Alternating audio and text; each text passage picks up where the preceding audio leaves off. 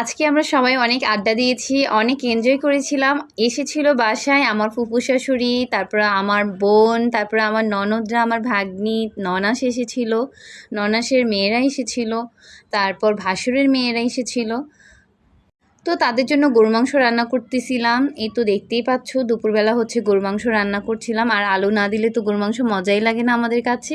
তো এই তো নিচে বসে পড়েছি সবাই মিলে, ডাইনিংয়ে বসা সম্ভব না, অনেক মানুষ, সেজন্য এখানে 2 রকমের ভাজি ছিল। সিম দিয়ে আলু দিয়ে ভাজি করেছি, তারপর করলা ভাজি করেছিলাম, আর 2 রকমের ভর্তা ছিল।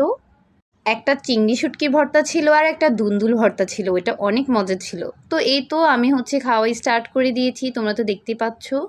আর এ পাশে সবাই হচ্ছে খেলাধুলো করছিল, বাচ্চারা নাচ করতেছিল, এখানে সবাইকেই দেখতে পাচ্ছ। এই তো নোহা বেবিও এসেছিল, বেবিরা আসছে শুনে। এর মধ্যে এখানে নাজিফা, তারপর রোজা বেবি সবাই হচ্ছে নাচ গান করতেছিল, অনেক মজা করতেছিল আমার রুমে দরজা লাগিয়ে। তো আমিও অনেক এনজয় করছিলাম। এই তো দেখতেই পাচ্ছ আমার পুকুনি পাখিটা হচ্ছে ওই মোবাইলটা ধরার জন্য অনেক চেষ্টা করতেছিল। ইভেন ওদের নাচ দেখেও ও নাচতেছিল, আমি দেখে তো অবাক হয়ে গিয়েছি।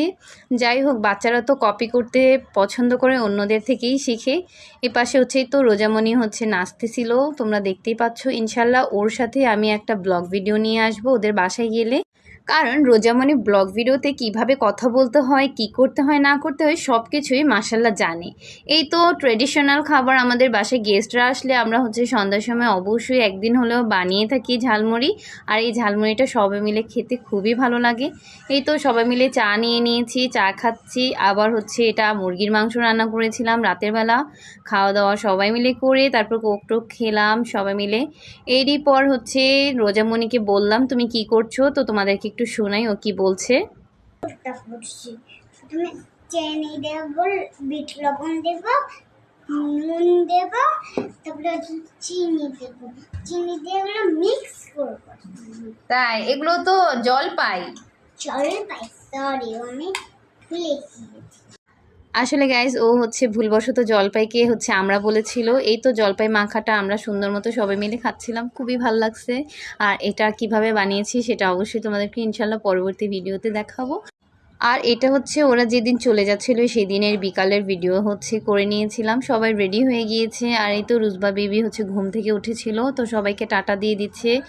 এই তো মিথিলা সবাই চলে গেছে, আমরা অনেক মিস করব সবাইকে। এই তো রোজামণিকেও অনেক মিস করতেছি আমি, আর মিথিলাকে বেশি মিস করতেছি। তার কারণ হচ্ছে মিথিলার সাথে এবার আমার অনেক ভালো টাইম স্পেন্ড করেছি, আমরা ডান্স করেছিলাম বাসায়। আর এই তো মিনফা চলে যাচ্ছে।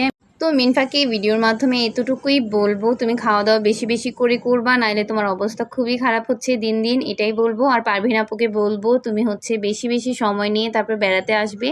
আর উনি বেড়াতে আসতে পারে না, আসলে উনি টিচার স্কুলের, এই জন্য হচ্ছে বেশি একটা সময় পায় না, কোথাও বেড়াতে পারে না ভালো করে। তো আপুকেও অনেক অনেক ভালোবাসা, অনেক অনেক হচ্ছে মিস করি আপুকে। ইনশাল্লাহ নেক্সট টাইমে অবশ্যই হচ্ছে বেশি সময় হাতে নিয়ে তারপর বেড়াতে আসবে। তো এই তো আজকের মতো ভিডিওটি এখানেই শেষ করছি। Thanks for watching and Allah Hafiz.